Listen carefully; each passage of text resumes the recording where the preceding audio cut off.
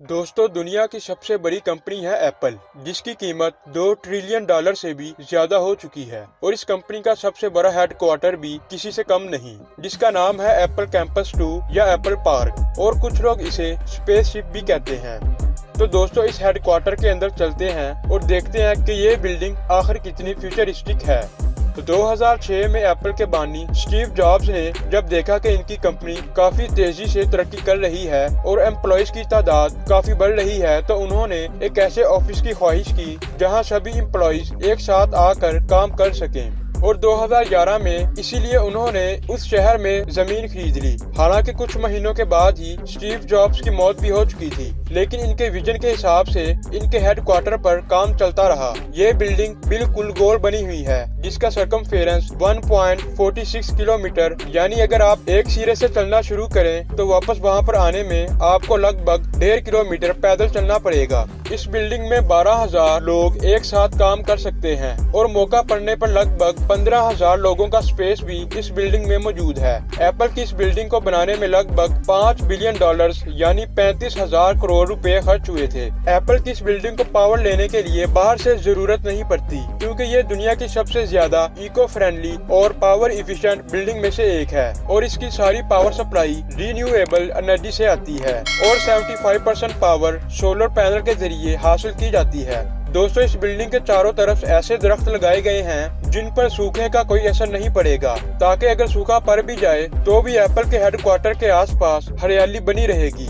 यहाँ पर 9,000 अलग अलग किस्मों के दरख्त, जिनमें से जैतून, अंजीर, चेरी और सेब के दरख्त लगाए गए हैं। स्टीव जॉब्स चाहे इस दुनिया में नहीं रहे, मगर इनकी मौजूदगी का एहसास ये बिल्डिंग आपको जरूर करवाएगी। आप ये तो जानते हैं कि एसी से कितना ज्यादा पोल्यूशन फैलता है, इसीलिए स्टीव जॉब्स को एसी से बहुत ज्यादा नफरत थी और इसीलिए $5 बिलियन की इस बिल्डिंग को एसी पर मुनहसर नहीं किया गया। यानी ये दुनिया की सबसे इकलौती बिल्डिंग होगी जहाँ पर एसी की जरूरत नहीं पड़ती और एप्पल के एम्प्लॉयज एसी में बैठकर अपना काम नहीं करते, क्योंकि यह बिल्डिंग इस तरह से डिजाइन की गई है कि इसमें से नेचुरल एयर पास होती रहती है। इसीलिए इस बिल्डिंग के इर्द गिर्द काफी ज्यादा दरख्त भी लगाए गए हैं और ऐसे लगता है कि यह बिल्डिंग सांस ले रही हो, इसीलिए इसे ब्रीथिंग बिल्डिंग भी कहा जाता है। एसी के बगैर इस बिल्डिंग के अंदर का टेम्परेचर 20 से 25 सेंटीग्रेड तक मेंटेन रहता है, लेकिन अगर बहुत ज्यादा गर्मी या सर्दी पड़ जाए तो इमरजेंसी की सूरत में एसी का इस्तेमाल किया जाता है। हालांकि एसी का इस्तेमाल इस बिल्डिंग में ना होने के बराबर है।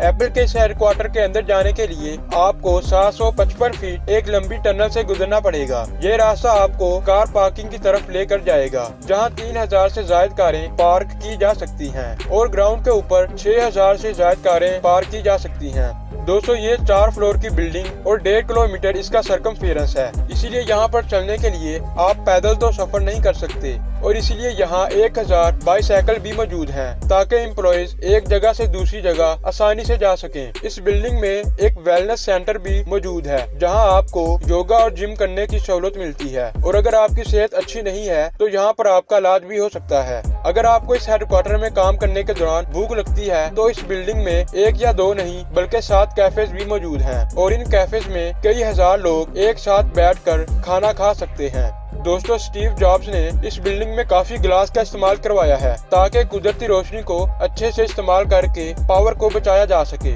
इसीलिए तो इस बिल्डिंग में दुनिया के सबसे बड़े कर्व्ड ग्लास लगाए गए हैं। इस बिल्डिंग के बाहर एक और बिल्डिंग है जिसका नाम स्टीव जॉब थिएटर है। इस बिल्डिंग में दुनिया का सबसे ऊंचा ग्लास एलिवेटर भी बनाया गया है। मगर दोस्तों, सबसे खराब बात यह है कि अगर आप इस बिल्डिंग में काम नहीं करते तो आपको एंट्री नहीं मिल सकती। मगर पब्लिक के लिए एप्पल ने एक अलग से बिल्डिंग के बाहर एक कैंपस बनाया हुआ है, जो कि एक विजिटिंग सेंटर है। इसमें कोई भी बिना पास और टिकट के आ जा सकता है और यहाँ एप्पल का शोरूम भी मौजूद है, जहाँ आप एप्पल के प्रोडक्ट खरीद सकते हैं। इस पूरी बिल्डिंग और कैंपस को बनाने में $110 मिलियन का खर्च आया था। इस लिहाज से तो ये बिल्डिंग काफी महंगी है, मगर एप्पल के कैंपस को देखने के लिए इतने ज्यादा लोग यहाँ आते हैं कि एप्पल अपने इसी शोरूम में अपने प्रोडक्ट बेच कर इसकी कीमत वसूल कर लेता है। इस बिल्डिंग को नेचुरल डिजास्टर से भी काफी ज्यादा सिक्योर और महफूज बनाया गया है, इसीलिए ये काफी तेज ज़लज़ले को भी सह सकती है। इस बिल्डिंग की बुनियादें इस तरह से बनाई गई हैं कि ये बिल्डिंग अपनी जगह से 4.5 फीट चारों तरफ घूम सकती है और ज़लज़ले का इस बिल्डिंग पर कोई भी असर नहीं पड़ेगा।